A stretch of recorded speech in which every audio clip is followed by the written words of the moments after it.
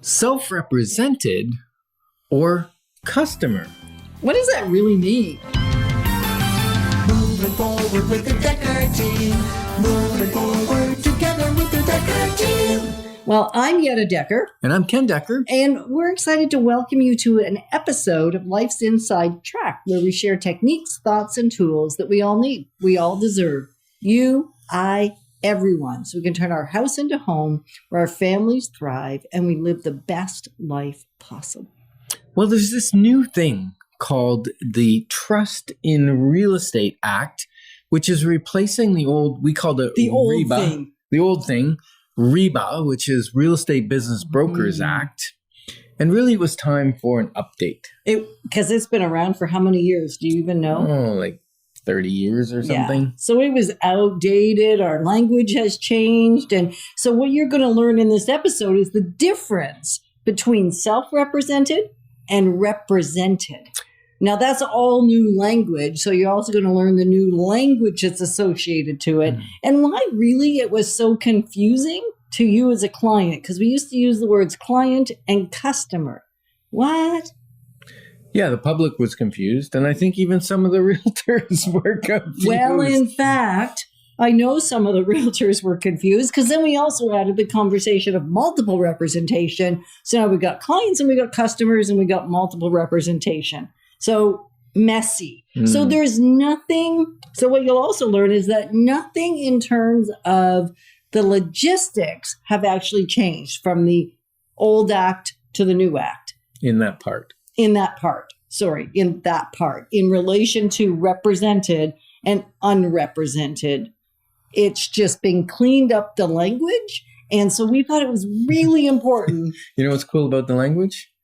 You even got it not quite right, because I was saying unrepresented because it makes sense, but it's self-represented. Right. And what that really means is if you're not going to hire a realtor or sign a buyer representation so that you're a client and you're being represented by that firm, then really you're self-representing yourself.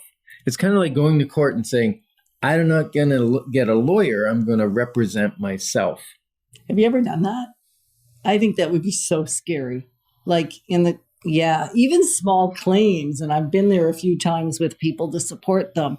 Even then it's kind of scary, and we're not talking a lot of money, and it's usually not a big deal, but of course we want to win. So often in small claims, people self-represent. So it's kind of just like that.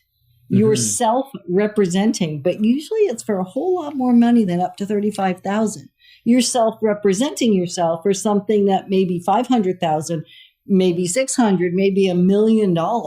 And that to me sounds really scary, but we're not here to judge it. We're here just to lay out what the differences are. Yeah. And when you're self-represented, the term buyer beware is very, very much in place. And then what we need to do, Yetta, is to explain what does a buyer get when they're actually represented. What's the difference? Self-represented, you kind of understand. You've got to do your own due diligence. You got to do your own contract or inspections or whatever. Sometimes it's like maybe for sale by owner is self-representing, right?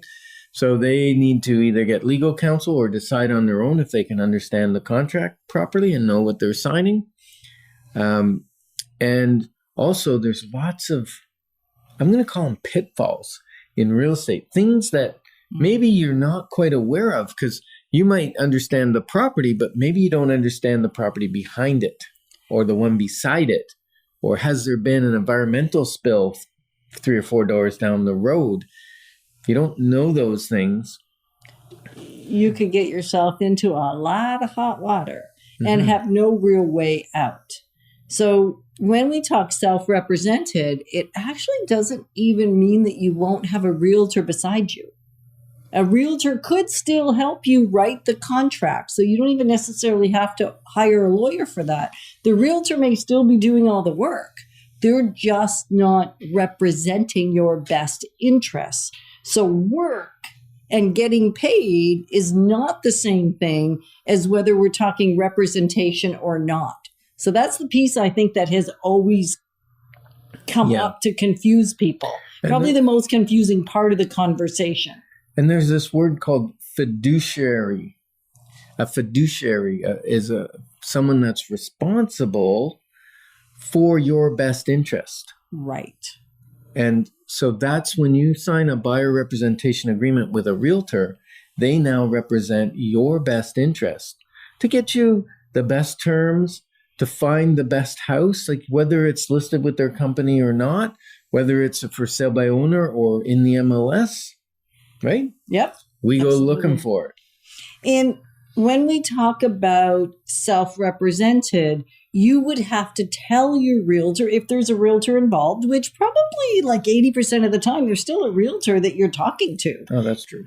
right? So it's not as though there isn't a realtor part of it, even when you're choosing to self-represent. It just means they're not giving you any insight. They're not giving you any counsel. They're not giving you any support in your decision making. They're not giving you the options. They're not laying out for you what could happen if you do this, because legally they're not allowed to. It's not like we don't want to. It's we have a legal obligation if you're self-representing to stay out of the way and simply become what you might think of as an order taker. What you tell me to do, as long as it's lawful, if you're self-representing, is what the realtor must do. It's that simple. And that can be really confusing because you still have relationship.